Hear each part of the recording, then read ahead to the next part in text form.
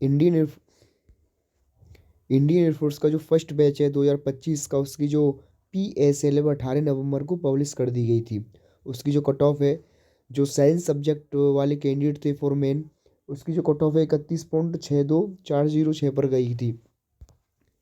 तो इन इंस्ट्रक्शन दिए गए थे इसमें कैंडिडेट के लिए कि आप यहाँ से अपना रीड कर सकते हैं कौन कौन कैंडिडेट एनरोलमेंट लिस्ट के लिए यहाँ पर एलिजिबल होगा। तो जब फाइनल सिलेक्शन नहीं था, कैंडिडेट को पता होगा PSL में नाम आने के बाद भी ज्वाइनिंग रुक सकती है। यदि आपका स्टैंड बाई आता है, स्टैंड बाई क्लियर नहीं हो पाता है, तो वहाँ से आपकी ज्वाइनिंग नहीं हो पाती है। तो आपको फ़िलहाल क्या कुछ करना है, क्या कुछ नहीं करना है, ये सब आप यहाँ से देख सकते हैं। आप यहाँ से सेकंड जो इंस्ट्रक्शन है उसको पढ़ सकते हैं। Candidates whose name appear in PSL are not guaranteed enrolment list. इसमें साफ साफ मेंशन कर दिया गया है कि यदि आपका नाम PSL में जारी किया गया है तो ये कोई गारंटी नहीं है कि एनरोलमेंट कर ही दिया जाएगा। पहले तो आप ये समझे कि आखिर PSL और एनरोलमेंट लिस्ट क्या होती है। तो PSL आपका जो कैंडिडेट अपना रिटन एग्जाम क्लियर कर जाते हैं, अपना सेकंड फेज PFT, उसके बाद आपका जो GD वगैरह होता है, GD के क्लियर करने के बाद कैंडिडेट को मेडिकल के लिए बुलाया जाता है। अपना मेडिकल क्लियर कर जाते हैं, जो फिट कैंडिडेट होते हैं और अनफिट कैंडिडेट होते हैं उनकी PSL बनाई जाती है। लेकिन एनरोलमेंट लिस्ट केवल फिट कैंडिडेट की जारी की जाती है, और जिस कैंडिडेट का एनरोलमेंट लिस्ट में नाम आ जाता है और वो भी मेन में, तो उसका सिलेक्शन फाइनली हो ही जाता है। तो PSL में आपको फिट और अनफिट दोनों कैंडिडेट देखने को मिलते हैं। जैसे आप यहाँ से इस कट ऑफ को देख सकते हैं, इसकी जो कट ऑफ है 31.6 पर गई है।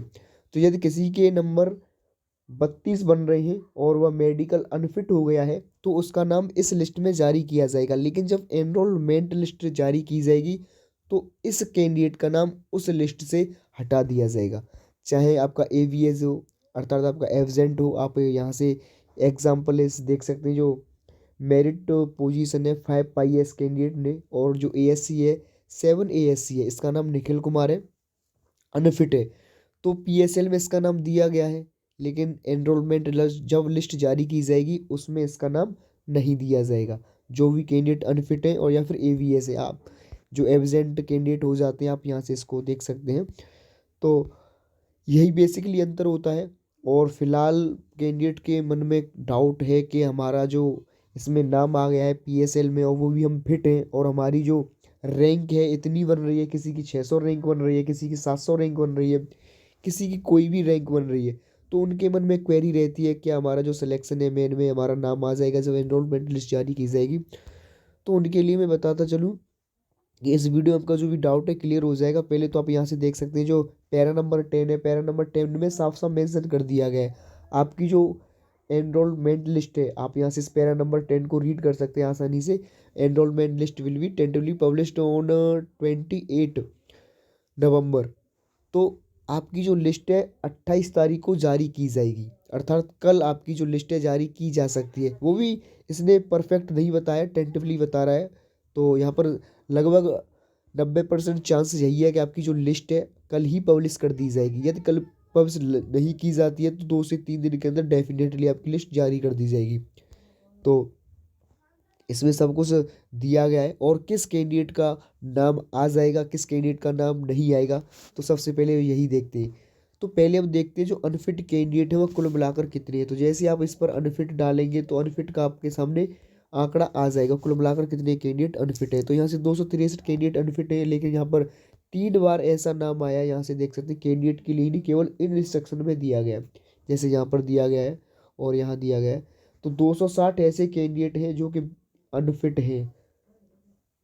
और एब्सेंट देखते जब कैंडिडेट, तो आपके जो टोटल एब्सेंट कैंडिडेट है वो 26 है। आप यहाँ से रीड कर सकते हैं, जो एब्सेंट कैंडिडेट है वो अप्रोक्स 26 है।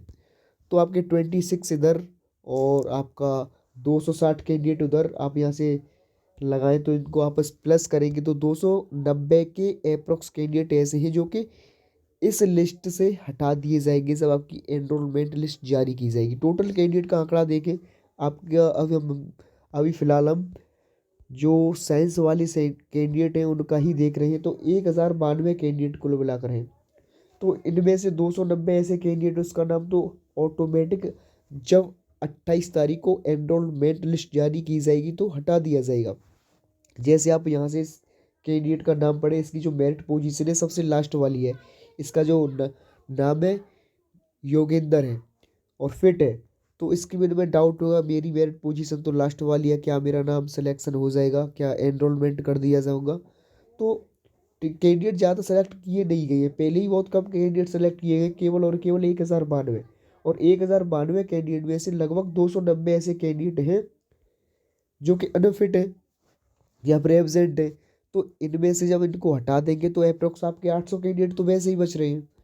तो जिस भी कैंडिडेट की कोई भी मेरिट पोजीशन हो और वह फिट है तो उसका सिलेक्शन हो जाएगा एनरोलमेंट लिस्ट में। आप उसको लेकर बिल्कुल भी परेशान ना हो, क्योंकि आप यहाँ से आंकड़े देखें और अब तक जो एक्स रुपये की जो भी लिस्ट जारी की है 800 से कैंडिडेट कभी किसी में कम नहीं लिए गए हैं। तो आप निश्चिंत रहें, आपका जो एनरोलमेंट लिस्ट में नाम डेफिनेटली जारी कर दिया जाएगा। तो thanks watching for this video, और सब कुछ आपका कल स्पष्ट हो ही जाएगा। और सभी कैंडिडेट अपना एनरोलमेंट लिस्ट के लिए इंतज़ार कर रहे हैं, उनके लिए बेस्ट ऑफ लक।